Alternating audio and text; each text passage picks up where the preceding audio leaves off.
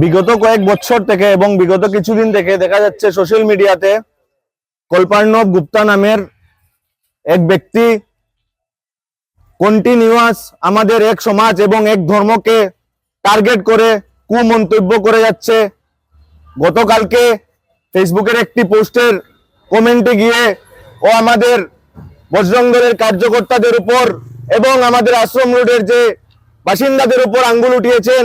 তার বিরুদ্ধে আজকে আমরা মালগ্রাম থানায় এফআইআর করতে আসি এবং আমরা পুলিশ প্রশাসনকে এটাই অনুরোধ করি, যদি ও 2 ঘন্টার ভিতরে অ্যারেস্ট না হয় আগামী দিনে বজরং দল বৃহত্তর প্রতিবাদে নামবে এবং এই কল্পনাব গুপ্তার জবাব দিতে হবে যে ও আমাদের সনাতন ধর্মের বজরং দলের কার্যকর্তাদের উপর যেভাবে এলিগেশন লাগিয়েছে তার প্রমাণ উনাকে দিতে হবে।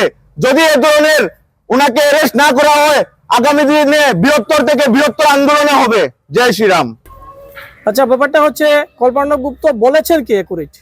উনি আমরা বেশ কিছুদিন থেকে দেখে আসছি যে উনি আমাদের বজরং দল সম্বন্ধে কটূক্তিমূলক বাক্য প্রতিনিয়ত করে যান।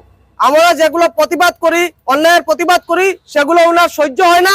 এবং বিগত দিনে দেখা গেছে আমরা গান্ধী পার্কে একটা প্রটেস্ট করেছিলাম, তার উপর ব্যঙ্গ করে উনি বলেছেন যে গান্ধী পার্কে আমরা প্রটেস্ট করেছি, যেগুলা সেখানে রয়েছিল লোকেরা, এই যুবক যুবতীরা, তাদের আমরা একটা রিভেঞ্জ নেওয়ার জন্য হয়তো এই যেটা একটা সংগঠিত কাণ্ড হয়েছিল বাইপাসে, সেই কাণ্ডের সঙ্গে হয়তো আমাদের কার্যকর্তারা যুক্ত এবং একটা অশালীন কার্যের সঙ্গে আমাদের কার্যকর্তাকে যুক্ত করা হয়েছে। এবং বজরং দলের নাম এবং আরএসএস এর মতো সংগঠনকে উনি প্রতিনিয়ত গালি দিয়ে থাকেন এবং তারই প্রতিবাদে আজকে আমরা মালগ্রাম পুলিশ আউটপোস্টে একটি এফআইআর করেছি ওনার বিরুদ্ধে।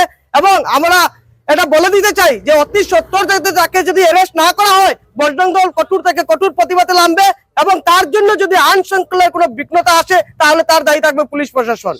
जय श्री राम। बजरंग दल से जो टकराएगा, बजरंग दल से जो टकराएगा। আচ্ছা, আপনারা যে প্রটেস্ট করেছেন আপনারা সময় দিয়েছেন 2 ঘন্টা, তো এখন সময় হচ্ছে 1:15, তার মানে 3:15 ভিতরে যদি অ্যারেস্ট না করা হয় তাহলে আমরা গণতান্ত্রিক পদ্ধতিতে আমরা আন্দোলনে নামতে বাধ্য হব।